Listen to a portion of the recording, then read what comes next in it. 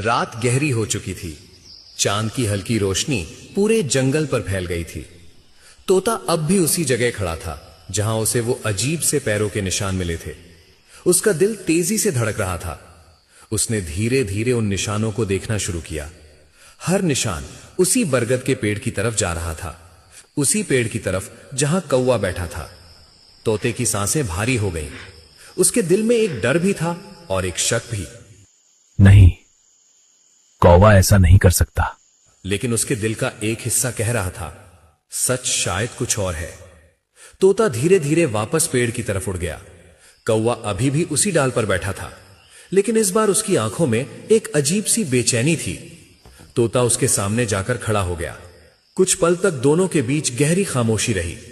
फिर तोते ने धीरे से कहा, कौवे भाई, नीचे झाड़ियों में पैरों के निशान मिले हैं।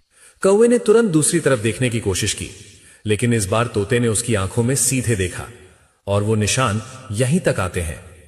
कौवा कुछ पल तक चुप रहा। जंगल में सिर्फ हवा की आवाज सुनाई दे रही थी।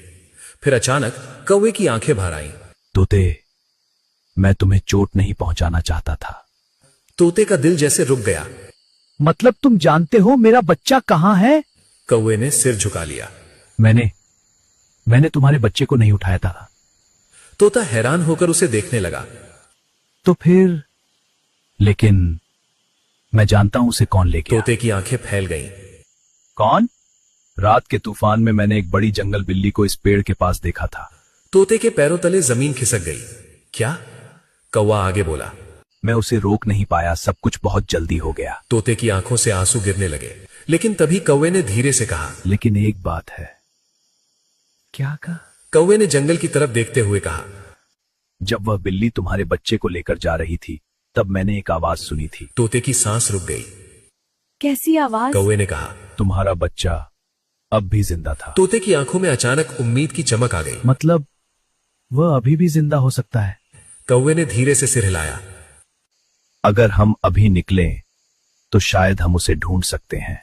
तोते ने बिना एक पल गंवाए कहा, तो चलो। उसकी आवाज में अब डर नहीं था, सिर्फ एक पिता की उम्मीद थी। दोनों ने एक दूसरे की तरफ देखा और अगले ही पल वे दोनों घने अंधेरे जंगल की तरफ उड़ पड़े। उन्हें नहीं पता था कि उस जंगल में उनका इंतजार कर रही थी सबसे खतरनाक मुठभेड़। नेक्स्ट पार्ट के लिए कमेंट करें।